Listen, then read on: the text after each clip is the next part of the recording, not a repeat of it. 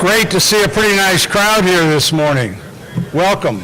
Welcome to the annual meeting. And I'm Bob Diller, if you don't know who I am. Now you do. And I'm going to call on Barb Storr, the board secretary, to call the meeting to order. Please all rise to start with the Pledge of Allegiance. Flags back in the corner.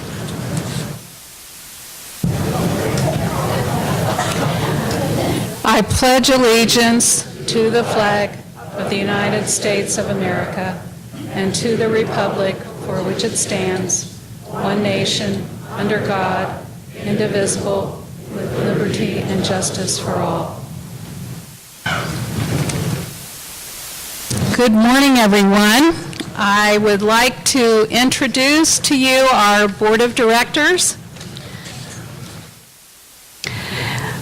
John Conrad, Bob Diller, Misty Keys, Steve Smith,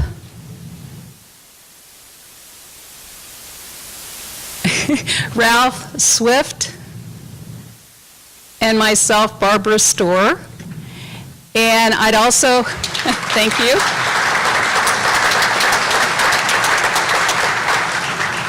I'd also like to introduce our general manager, Bob Weber.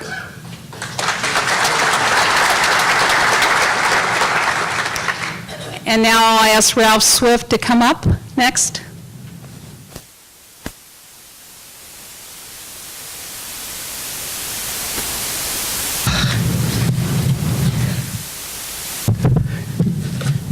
Can you all hear me?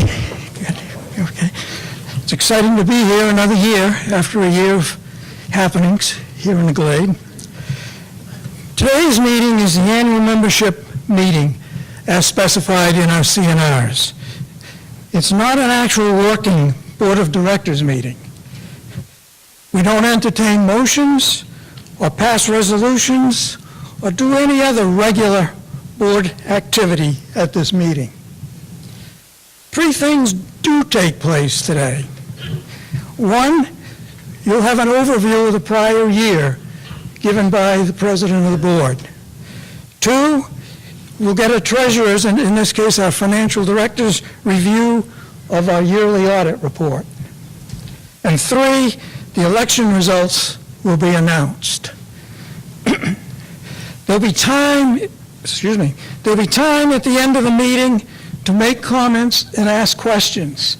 And there are several agenda items along the line here where you'll be allowed to ask questions also.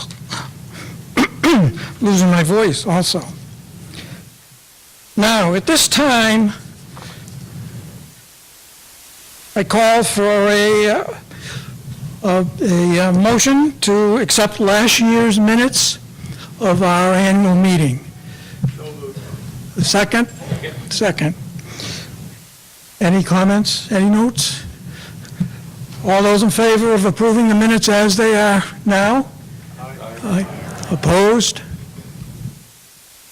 Okay, last year is done. We're now going to move on to this year in review by Bob Diller, our president.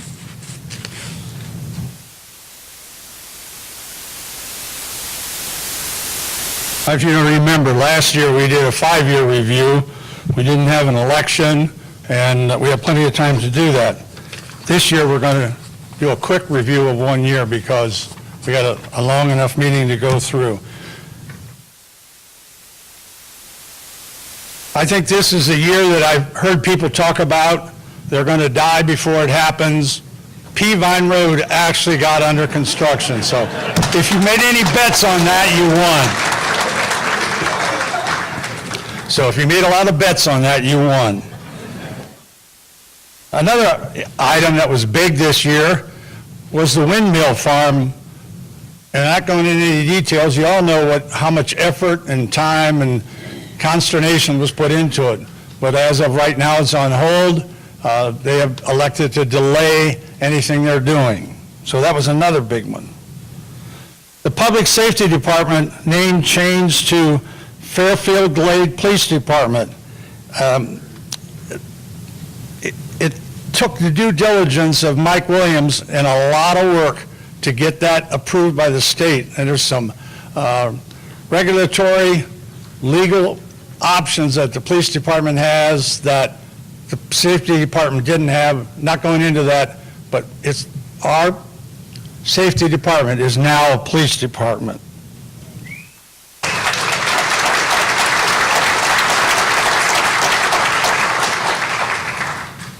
The Stonehenge bunker improvement started last November, completed in the spring of this year, and I've heard nothing but compliments for it. And I know that Jeff will tell you that it really saves him a lot of labor every time it rains because there's no water standing in the sand traps, and everybody that I've talked to that plays it says they really enjoy it. The Stonehenge rear porch addition was approved and started and finished this year. I hope you've been there to see it because it's a great place. Even if you like to go out and sit outside for dinner, you know, while the weather's nice to do that, it was a major project. You know, over the years, we've had complaints about tennis players saying it's so hot in the tennis center, et cetera. Well, this year, we put in big fans in there, and I don't play tennis, so I can't comment if it's better or not, but I've heard a lot of people say it really helped the ability to play tennis over there. So that's another one. The new pickleball outdoor courts were completed. And I don't have the numbers with me for August, but I know in July that the number of outdoor tennis hours and the number of outdoor pickleball hours were not exactly even, but pretty close. And I think that's a good testimony that it was just getting started, and already the pickleball is carrying a pretty good portion of the weight. So.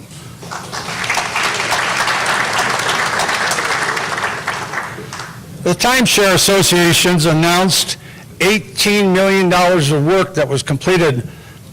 It's been going on for about 4 years, I believe, and it's up to $18 million, and they still have one more unit to go. So, you know, the timeshare owners are investing and keeping the timeshares up to date and really what we want them to be.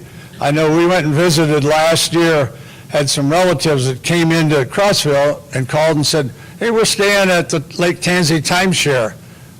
Went over and looked at it. I don't think I'd want to stay there, to be very honest, compared to ours. But I understand they're doing some work over there to fix theirs too. But you have to keep it up if you want it to be used. I think another acclimated that we got was Stonehenge and Bray courses were named the number 2 and the number 5 public playable courses in the state of Tennessee. Think how many golf courses there are in Tennessee, and they're rated number 2 and number 5. Great job, guys.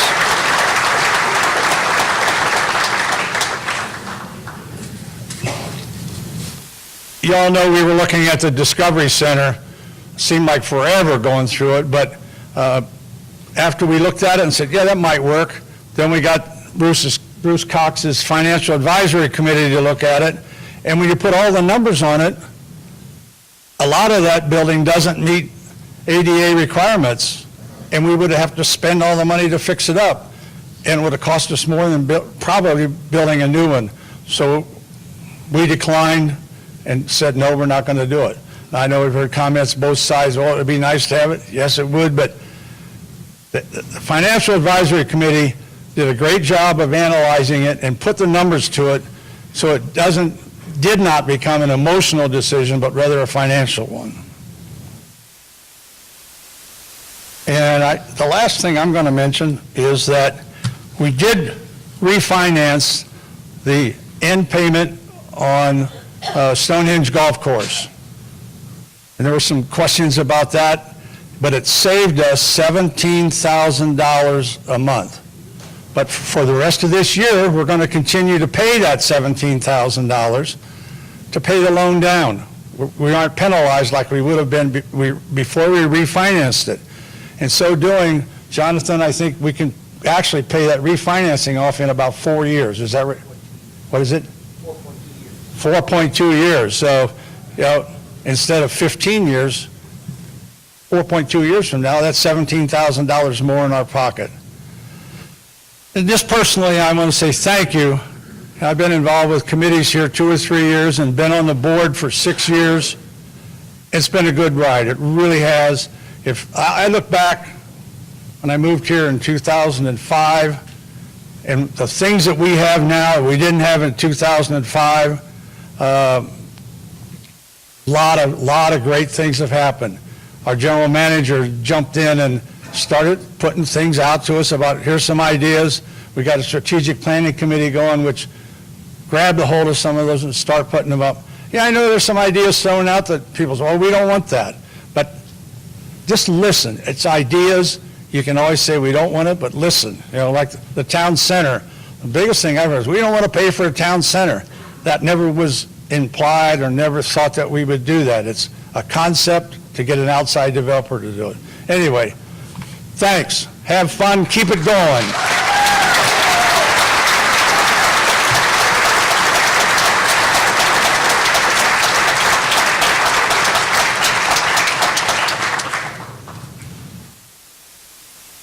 You don't get to sit down yet.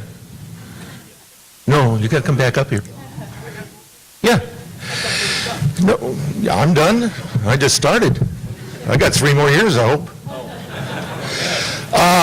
I would just like to say, my name is Steve Smith. I've been vice president of your board for the last 2 years. This man has done above and beyond, in my opinion, what most people would do. First of all, he used to have a full head of hair 6 years ago. Yeah.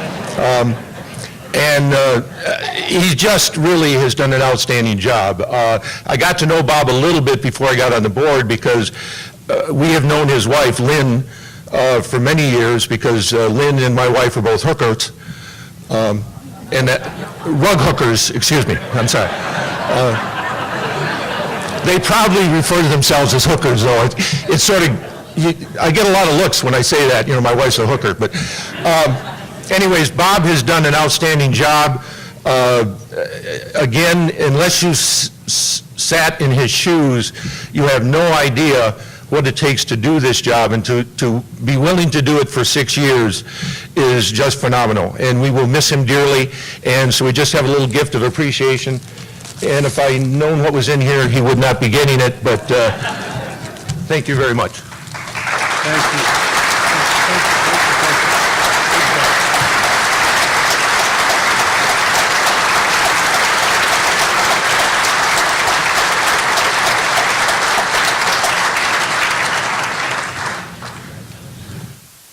I don't know if I can follow that. Good morning, ladies and gentlemen. My name is Jonathan Goodman. I'm the Director of Finance at Fairfield Glade. And just to follow up, the 2016 annual audited report was conducted by RSM US, which is the leading provider of tax, audit, and consulting services to the club and homeowners and bundled community sector.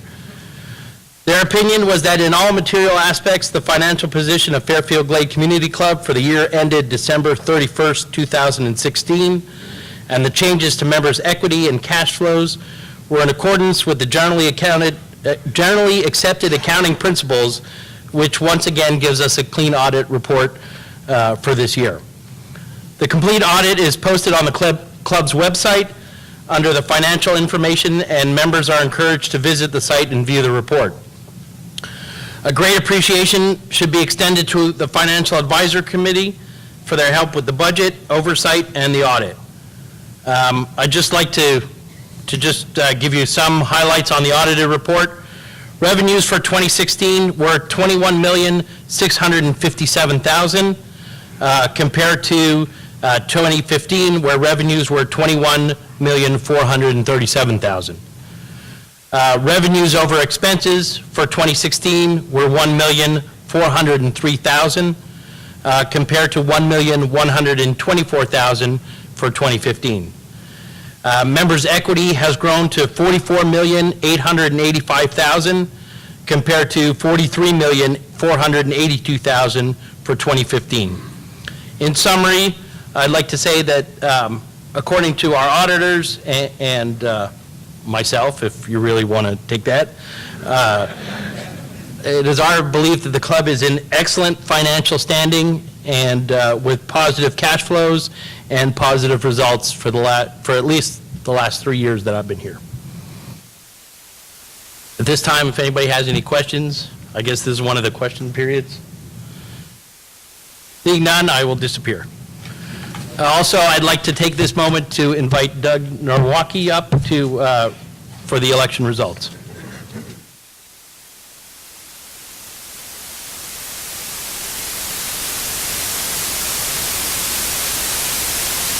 Good morning, everyone.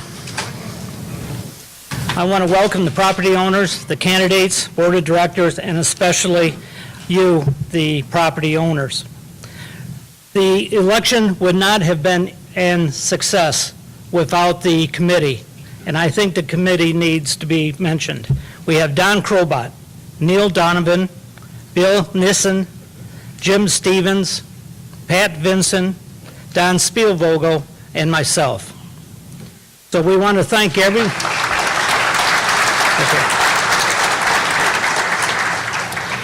And a special thanks goes to Pat Davis, who's been a real asset. Thank you, Pat.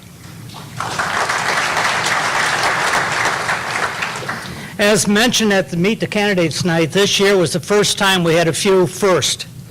It was the first time we have had 9 candidates. It was the first time the Meet the Candidate night was over 2 nights. The first time the Meet the Candidate night was videographed. And the first time that we worked with an outside firm, Survey and Ballot Systems, to do an electronic voting and mail voting.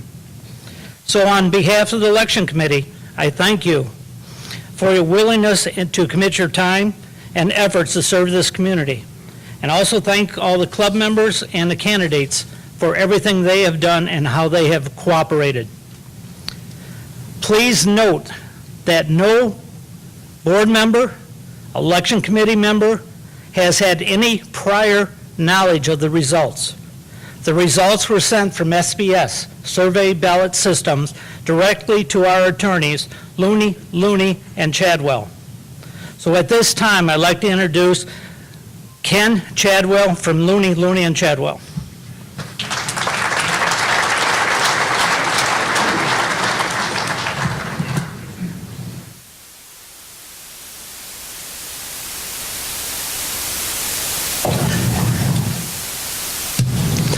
Thank you, Doug. Thank you for the introduction. My name is Kenneth Chadwell. My law partner, Joe Looney, just had shoulder surgery and is not able to be here. It's my pleasure to present the election results. I'm going to try to speak a little slower and speak deliberately. I see some of you taking notes. Feel free to jot down percentages and numbers as we go along, but as soon as I am through speaking, I will hand the official results to Doug, and those will fairly quickly be promulgated out so that everybody can see the exact results and all of the numbers and statistics and comments that are included in this report. I will begin by reading the certification, or at least part of it.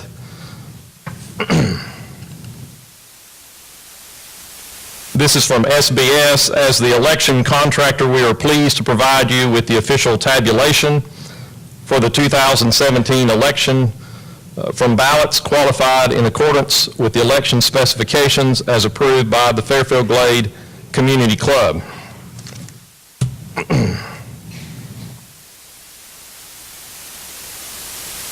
The following reports are tabulated from ballots received on or before August 31, 2017. These results account for 3,135 ballots.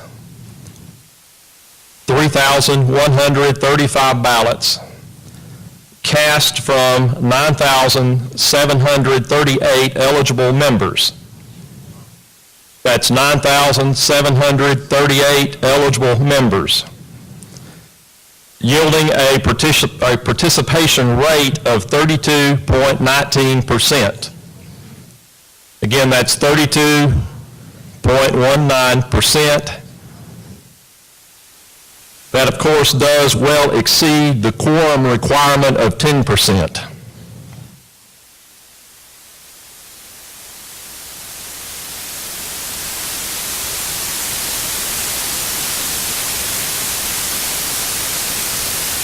Of those ballots,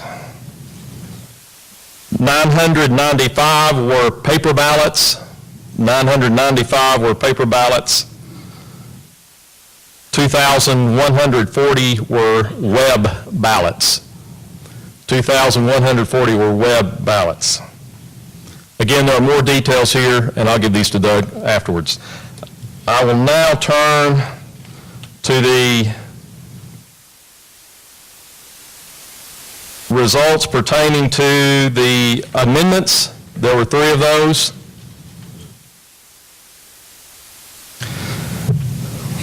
C&R Amendment Vote Number 1, Article 6, Section 2, Sewer Availability.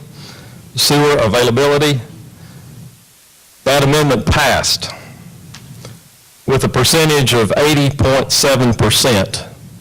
80.7%, which exceeds the required 3/4 vote to pass an amendment. C&R Amendment Vote Number 2. C&R Amendment Vote Number 2, Article 6, Section 6, Clearing of Right-of-Ways. Clearing of right-of-ways. That amendment passed with 78.7% of the vote, 78.7%.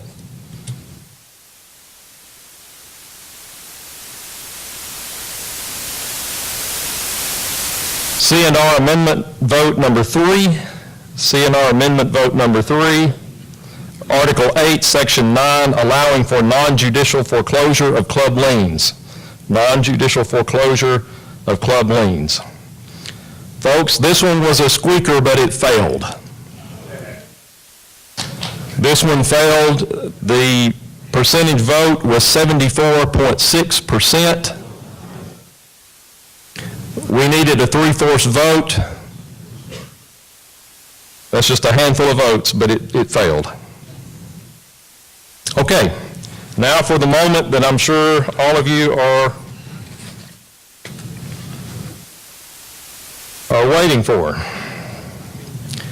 The election of board members.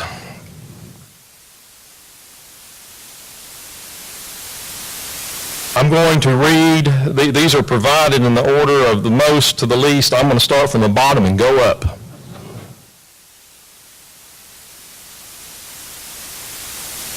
Ralph C., 1.2%. Ralph C., 1.2%. Dennis Monson, 3%. Dennis Monson, 3%. John Jack Linhart, 5.4%. 5.4%. Oliver Dossman, 14.1%. Oliver Dossman, 14.1%. Jeannie Miller, 17.2%. Jeannie Miller, 17.2%. John Byers, 33.8%. John Byers, 33.8%. Thomas Regal, 34.3%. Thomas Regal, 34.3%. Stephen G. Smith, 39.9%. He remains. Phil Birdsall, 49.4%. So your 2 winners of the election are Phil Birdsall and Stephen Smith. Let's give them a round of applause.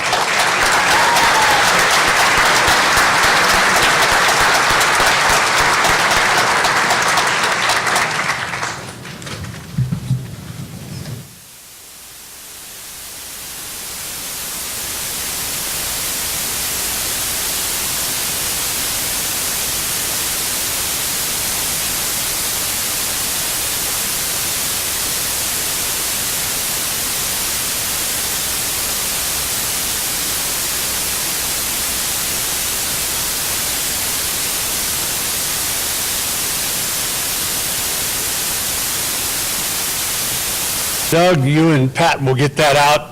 I would assume we can get that out today sometime yet. We need last Okay, so we'll get an e-blast out yet on that today. I'd like to call Misty to come up and introduce our next speaker. Sorry about surprising you. They know I do not like to be up in front of a crowd, so they did that to me on purpose. My name is Misty Keys. I am the declarant candidate that sits on the board.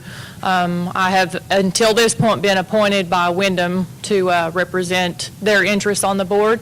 I've been serving with these guys for nearly 10 years now.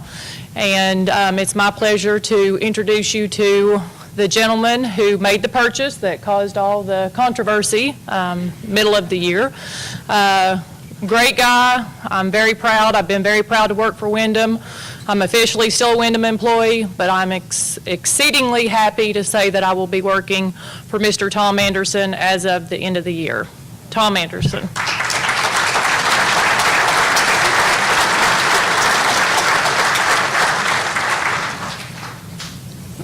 Hi, guys. Well, thank you. I'm glad to be here. Took me forever to do something on my own, so this is very, very exciting for me. Will it be higher? Oh, you want me to pull it out? Is that better? Yeah. So I'm going to take questions, I guess, and I'm excited about that. And I'll tell you 2 minutes about myself or something, and a couple of minutes about my career, and then I'll be happy to open it up and give you my thoughts on things. So I'm from Binghamton, New York, which is a big IBM town. If any of you are from that part of the world, my upbringing was all about IBM, which is all out of Binghamton now. I went to college at a community college in Binghamton, and then my older sister was an eye doctor in Arizona, so I went to college at Arizona State.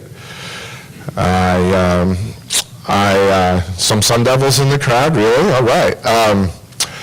I married a girl I met in 9th grade in math class, and I have been married since 1990. I forget how many years that is, but I like to say, that we have 3 kids. I have a daughter who's 22, who's Syracuse grad and an engineer working in New York City, and I have another daughter who's a marketing grad who's at Syracuse, who's getting out in May. And, my wife and I lost our son 2 years ago to a heart defect that nobody knew he had one morning on a treadmill. So, that was really devastating for us and changed our lives. So, we've lived in New Jersey for almost 20 years, I guess. We've lived on a lake up there, which I grew up in the Finger Lakes, so that was sort of what I wanted to raise my kids at. It's not too different from the mountains here in Tennessee. I'm about 15 miles from the Pocono Mountains, if anybody's been there, and the Catskill Mountains are an hour or so north of the house. I've been in real estate my whole life. I have a finance degree. I've been in banking when I first started my career. I was working in North Carolina and Charlotte for the banks there, and in Raleigh for the banks there. And then when our oldest daughter was old enough to go to school, my wife and I decided we wanted to be closer to our family, so we moved back to the Northeast. And I took a job with a company called Cendant at the time, which I knew nothing about, in New Jersey. And I wound up working there from 1998 until May of this year. I ran their real estate group while it was Cendant, which, was a giant company, included Avis and Budget and Coldwell Banker and all the hotel companies that Wyndham owns now, and the timeshare business, and so forth and so on. I think we had 36 businesses at one point, and I ran real estate for all of them.